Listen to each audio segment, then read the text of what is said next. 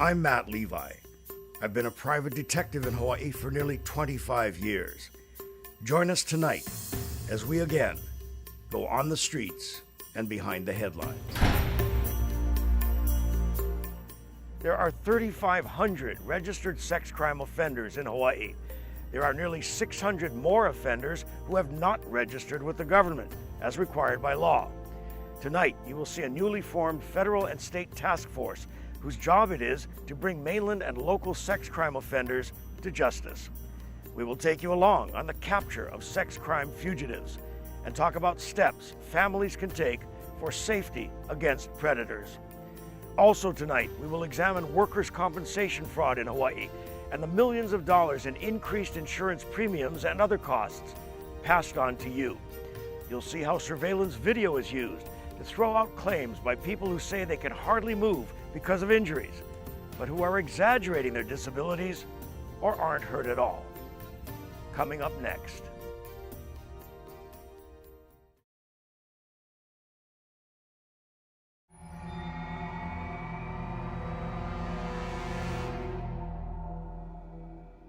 Video cameras have become an inescapable emblem of a new age. Video is everywhere and used by nearly everyone, both in the public and private sector. It has become an invaluable tool of law enforcement. Confronted with clear video evidence, it is difficult for suspects to say, "It wasn't me," or "I wasn't there." Video is now the foundation of more and more successful prosecutions in Hawaii at the federal and local level. Witness these examples. Kauai police perched on a nearby hillside, watching and recording a major illegal marijuana operation on that island. Growers harvesting and readying their crop for sale, totally unaware that each movement is being silently documented. They even stop to sample their goods. Mama? Sometimes, criminals unwittingly contribute to their own downfall, leaving videos such as this discovered by arresting officers. The future defendant lights a crystal meth pipe to get high before playing with his illegal arsenal. He's seen proudly preening for his own camera and disdainful of any thought of safety as he poses with a high-powered assault weapon and a small child. He even enlists the innocent infant in his bizarre home movie. These scenes aided authorities, who eventually prosecuted the suspect on federal charges and obtained a conviction. Authorities use video for simple monitoring as well.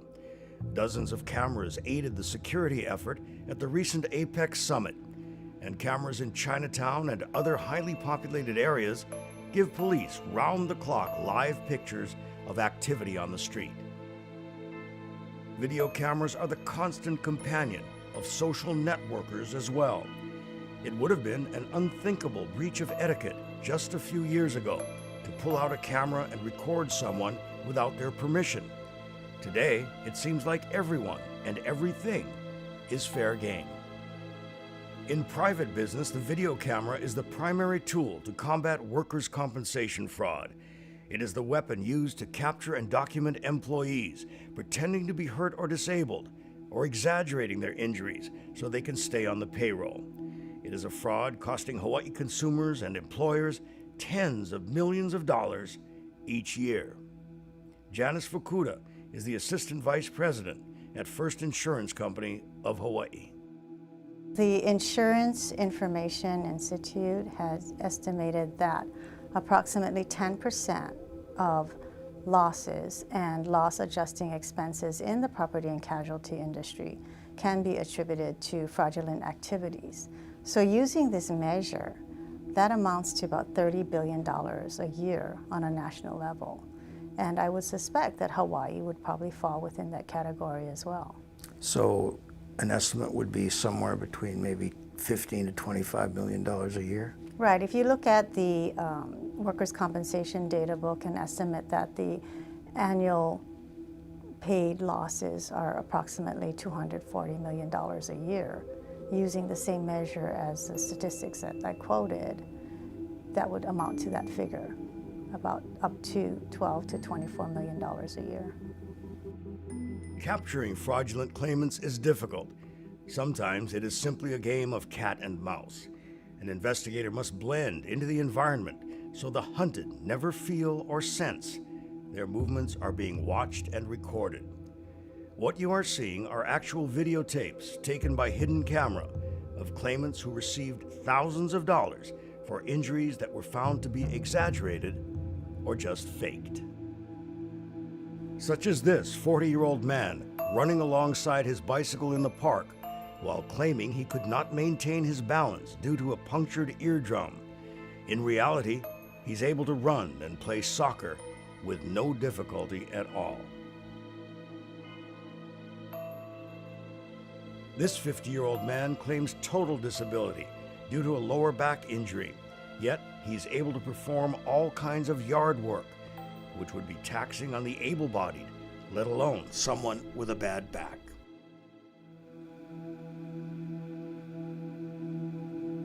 And this 50-year-old man, also claiming a lower back injury, he says has caused him to be totally disabled. It is obvious that he is healthy enough to lift heavy items in and out of his pickup truck bed, all the while collecting money meant for real victims who can no longer work and support themselves. Why do you think claimants choose to commit fraud? They think insurance companies have unlimited funds, or what do you think it is? Why is that such a... Well, I think there's several reasons, that I'm sure there's a multitude of factors that come into play that causes an individual to commit a fraudulent act. But, historically, the public has viewed insurance companies as being fundamentally unfair, and perhaps, insurance companies are a faceless entity, so maybe they perceive it as being a victimless crime. But insurance is a retailer, we sell a product. Although the product is intangible, it's a policy, it's a promise to pay. The product has a finite time. And if it's not consumed within the policy period, meaning you haven't filed a claim, then the product has been consumed. But people tend to think that they're owed something because they paid premiums over the number of years. So they feel that it's justifiable to, perhaps inflate the value of their, stereo equipment that was stolen from their home in a robbery, or, fudge a little on their payroll to lower their premiums on their, work comp policy. And it's the same, I think, prevailing attitude that might transfer to a work comp injury as well, that they feel that it's okay, to file. They think that they're not hurting their employer because the insurance company is paying for their benefits. But what a lot of people may not know is that maybe some employers are self-insured, or perhaps they have a deductible, and so that money to pay for those claims are coming directly from the employers, could be coming directly from the employer's bottom line. Criminal prosecution of workers' compensation fraud cases is rare. The goal of insurance companies and employers is to stop payments and end the flow of dollars to those cheating the system. Even if successfully prosecuted, claimants are not likely to go to jail, and the chance of recouping fraudulently obtained payments is remote. When we return, a federal and state task force in Hawaii is created to find and capture convicted sex crime fugitives.